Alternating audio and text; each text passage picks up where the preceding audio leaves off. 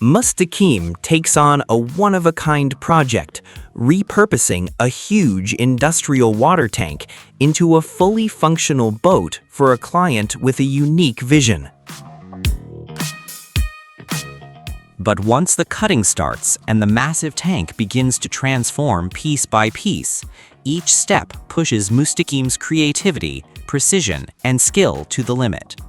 One mistake at the wrong moment could jeopardize the entire build before it ever has a chance to touch the water.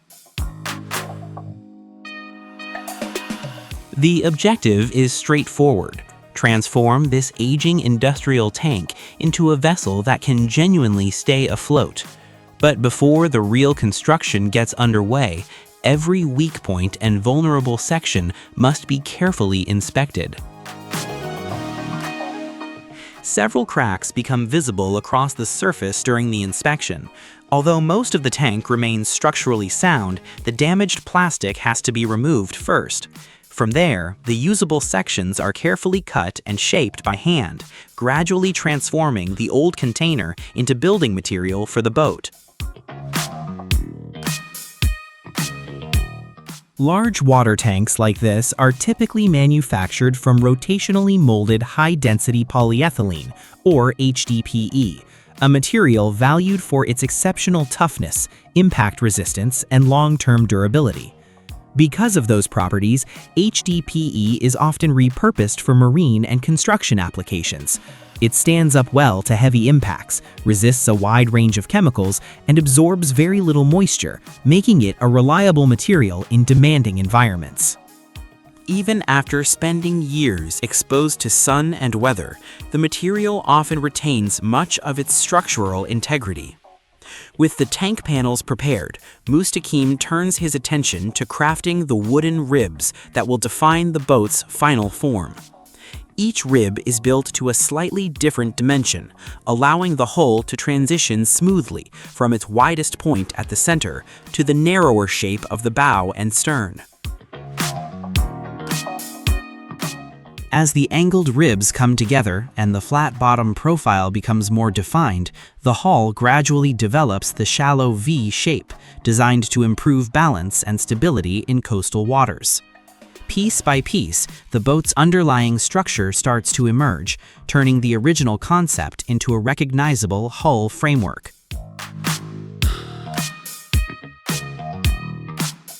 On a project like this, precision is critical.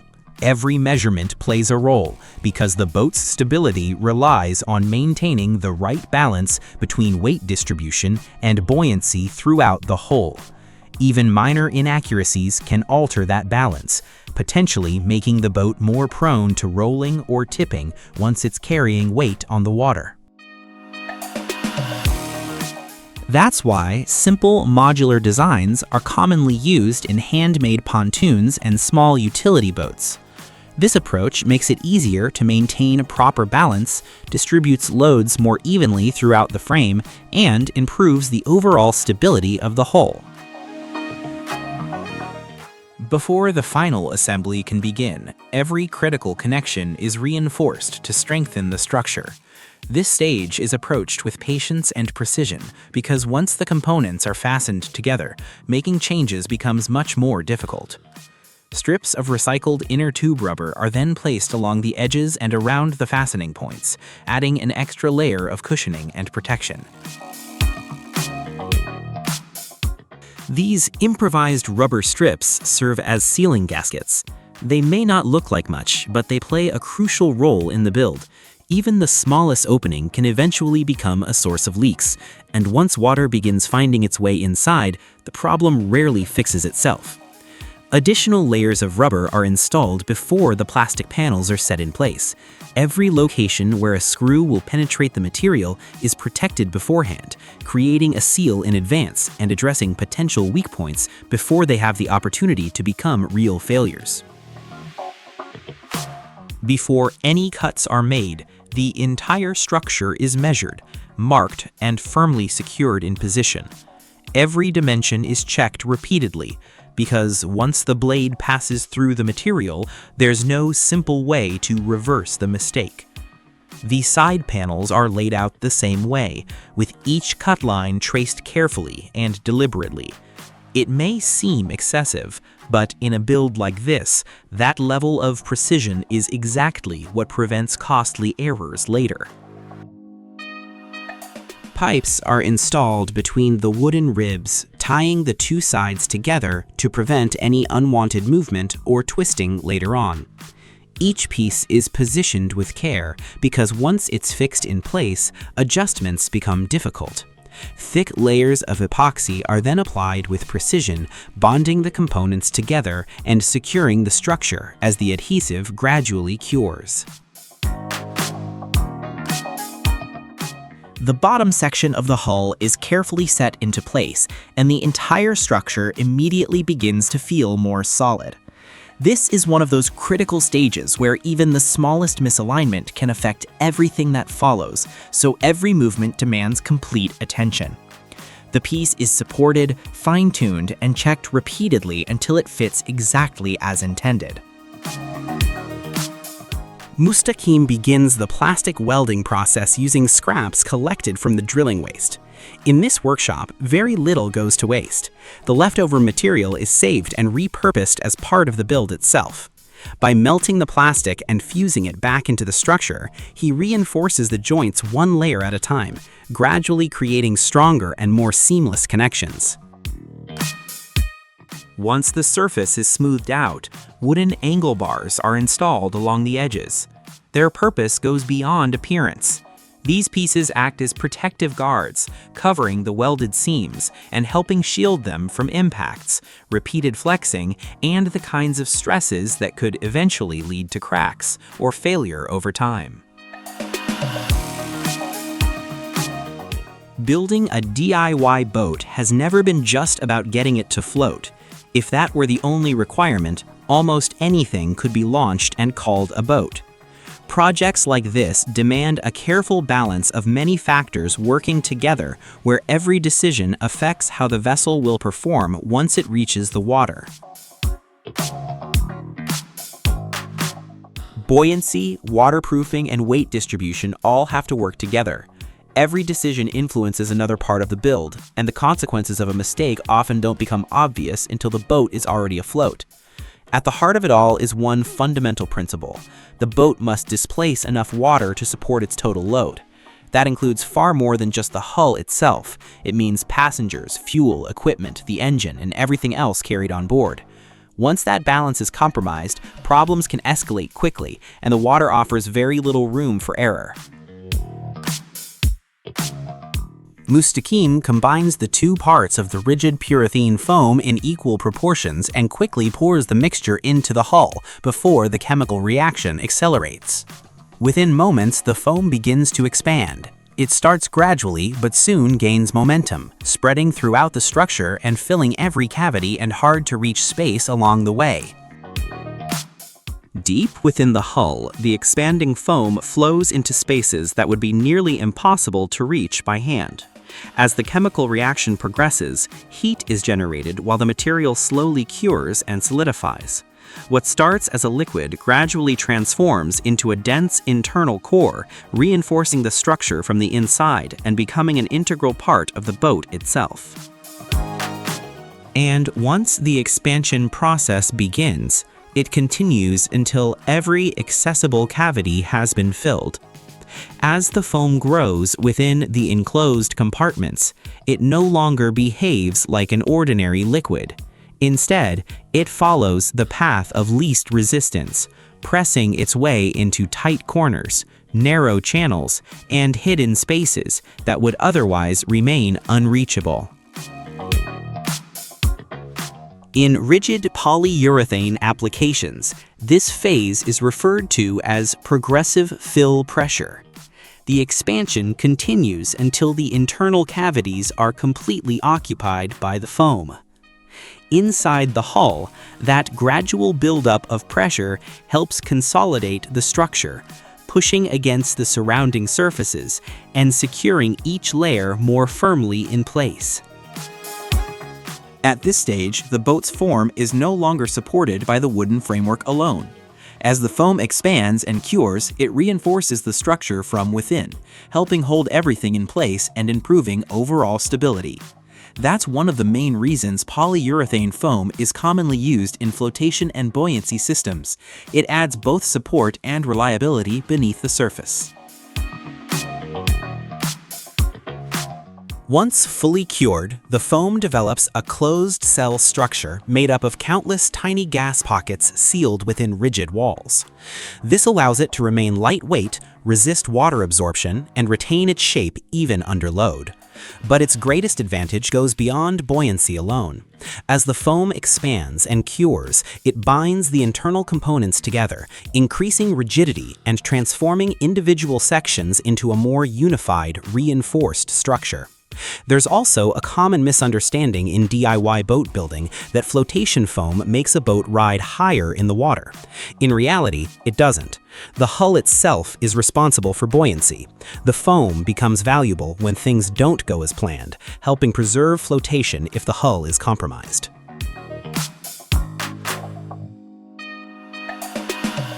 When water begins to enter the boat or the hull suffers damage, that's when the foam serves its most important purpose. By occupying spaces that would otherwise fill with water, it helps preserve the vessel's reserve buoyancy. Rather than allowing the boat to sink outright, the foam retains enough trapped volume to slow the process and provide additional flotation, helping keep the craft afloat long enough for a response.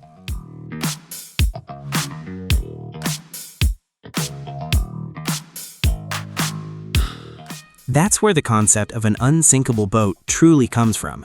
It doesn't mean the boat can never be damaged or fail. It means that even when something goes wrong, it has enough built-in flotation to resist sinking completely.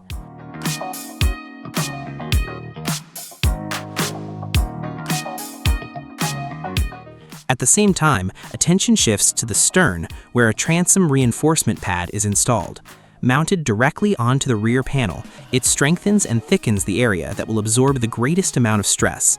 This isn't simply an added layer of material, it's one of the most critical structural support points on the entire boat.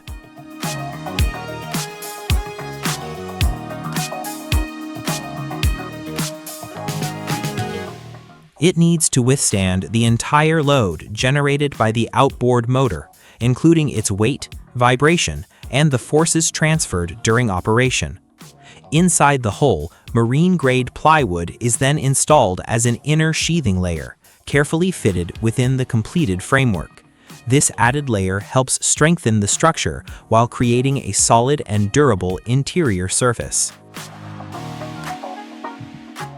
It serves as an internal skin, reinforcing the interior, sealing exposed surfaces, and adding another level of structural support. In reinforced DIY projects like this, marine plywood does more than simply cover the frame. It helps unify the entire assembly, increasing rigidity, improving resistance to movement, and creating a tighter, more durable structure that can better withstand long-term use.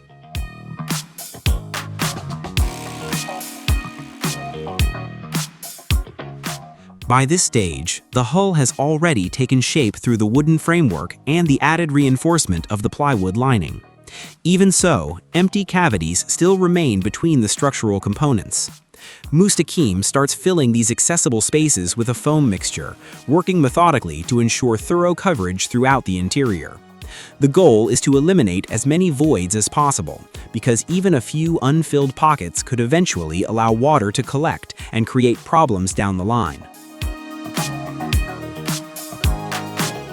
One of the clearest indicators that the internal cavities have been completely filled is the appearance of foam overflow.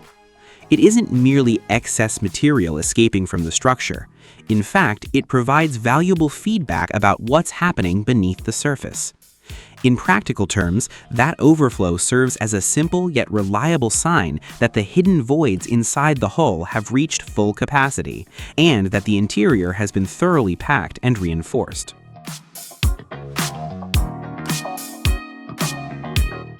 In boat building, sanding serves a purpose far beyond appearance.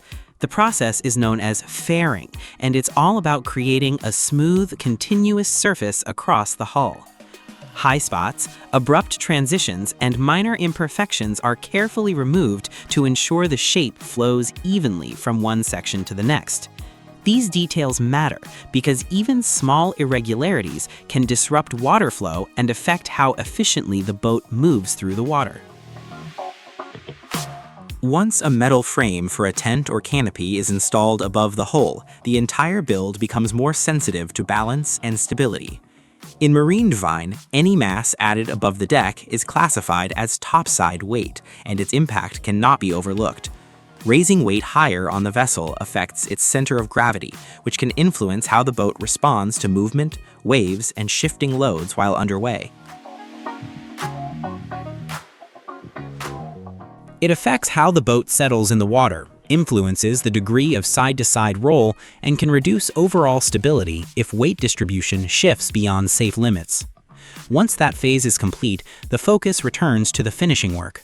After a thorough wash and adequate drying time, the entire surface is carefully prepared for its final treatment and protective coating.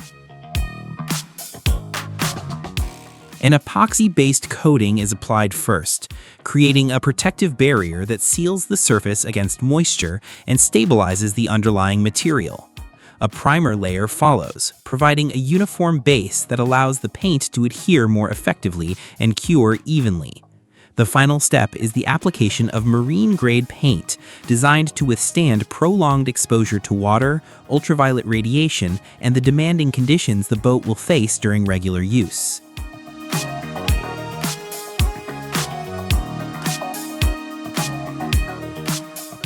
In small boat design, seating arrangements involve much more than passenger comfort.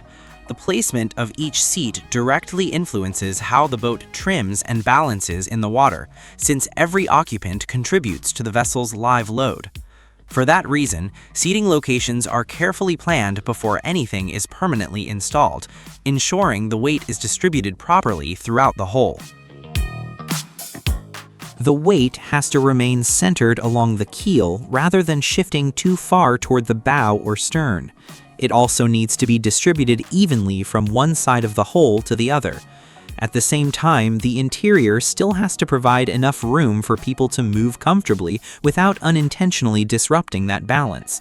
In a small boat, even minor changes in passenger position can influence how the vessel trims and responds on the water. In small boat design, a tent or canopy is often classified as a soft superstructure. While it contributes nothing to the vessel's buoyancy, it plays a significant role in comfort, weather protection, and the overall practicality of the boat during everyday use. For that reason, every dimension of the supporting frame, including its height, width, and angles, is carefully measured and transferred into precise fabric patterns to ensure a proper fit. Nothing is left to guesswork at this stage, because even the slightest measurement error can become obvious once the fabric is stretched under tension. In canopy fabrication, additional allowance is intentionally built into every pattern.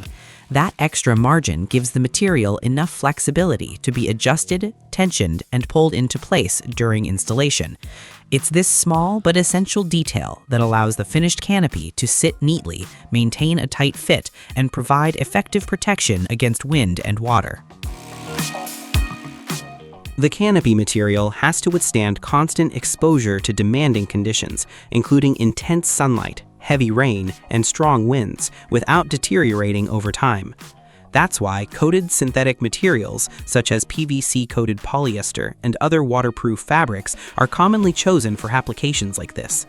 In the field of outdoor engineering, these aren't considered ordinary textiles. They're classified as technical fabrics, specifically designed to deliver durability, weather resistance, and long-term performance in harsh environments. It has evolved into a complete floating shelter system, with every component now serving a clear purpose.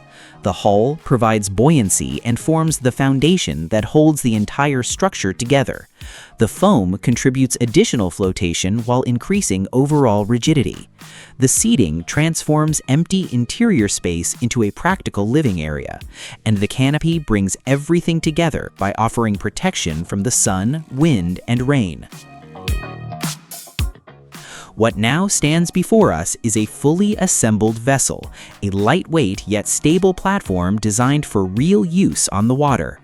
At its heart, this project represents a practical hybrid approach, transforming recycled industrial materials into something functional, well-engineered, and ready for everyday operation. From discarded raw materials to a finished craft, this is only one story of what's possible through creativity and craftsmanship.